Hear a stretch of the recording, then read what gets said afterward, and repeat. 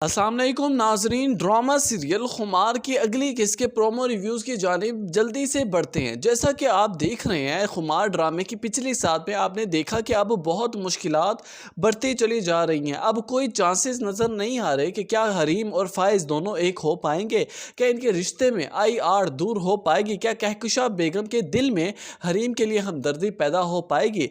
जल्दी से स्टार्ट करते हैं आज की प्रेडिक्शन वीडियो। नाजरीन, जैसा कि आप देख रहे हैं कि अब यहाँ पर हरीम फैसला कर चुकी है कि अब उसे फाइज के साथ मजीद कोई रिश्ता नहीं रखना, बल्कि हरीम के वालिद ने भी अब फैसला कर लिया। वो भी फाइज से बात करेंगे कि जितना जल्दी हो सके मेरी बेटी को अपने रिश्ते से आज़ाद करो, ताकि तुम भी अपनी राह चलो और उसे भी आज़ादी हासिल हो। मगर दूसरी ही तरफ वहाँ फुरकान साहब और लाइबा ने ठान ली है कि वो हरीम को वापस घर में दोबारा लाएंगे, क्योंकि उनका दिल अब हरीम की तरफ से साफ हो चुका है। उनकी सारी गलत फहमियाँ, सारी रंजिशें दूर हो गई हैं। अब वो फाइज को भी कायल करने की कोशिश करेंगे, लेकिन यहाँ पर फिर से कहकशा बेगम एक आड़ बन के आ जाएगी। कहने लगेगी कि आप लोगों का आखिर मसला क्या है। मैं जितना फाइज को दूर रखने की कोशिश करती हूँ उस लड़की से, आप लोग उतना उसे ज़्यादा करीब करते चले जा रहे हैं।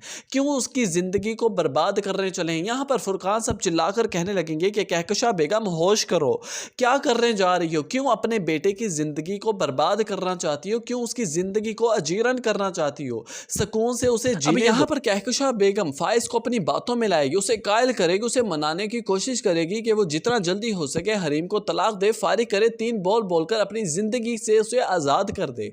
लेकिन देखना यह है कि क्या फाइज अपनी माँ की बातों में आ जाएगा, क्या हरीम को तलाक दे देगा, क्या अपनी ज़िंदगी से, अपने निकाह से उसे आज़ाद कर देगा। आप अपनी कीमती राय से आगाज़ ज़रूर कीजिएगा। लेकिन दूसरी तरफ आप देखें कि लाइबा, जिसके ध्यान किसी और तरफ जा रहे हैं, वो वक़ास से शादी करना चाहती है, लेकिन उसकी ज़िंदगी में भी कोई आड़ डालने वाली होगी तो वो सिर्फ और सिर्फ कहकशा बेगम होगी। वही फिर से मुसीबतें फैलाना शुरू करेगी, उसको रोक टोक करना शुरू कर देगी। लेकिन यहाँ पर लाइबा से अब बर्दाश्त ना होगा। वो अपने हक के लिए आवाज़ उठाएगी, लेकिन हरीम के लिए भी आवाज़ उठाएगी। सारी सच्चाई से आगाह करेगी फाइज को, अपनी माँ की सारी हकीकत, सारी सच्चाई बता देगी फाइज को। और दूसरी तरफ आप देख रहे हैं कि नासिर भी अब बहुत जल्द अपनी मौत के करीब ही जा रहा है, क्योंकि अब उसका ट्यूमर पूरी बॉडी में फैल चुका है। अब उसकी टांग तो काटनी पड़ेगी, लेकिन उसकी जान भी खतरे में है, क्योंकि उसके अब बचने के चांसेस भी बहुत कम है। जैसा कि आपने देखा कि उसकी बीवी उसे छोड़कर चली गई है, मुश्किल वक्त में उसे अकेला छोड़ दिया, उसका घर भी अपने नाम करवा लिया है।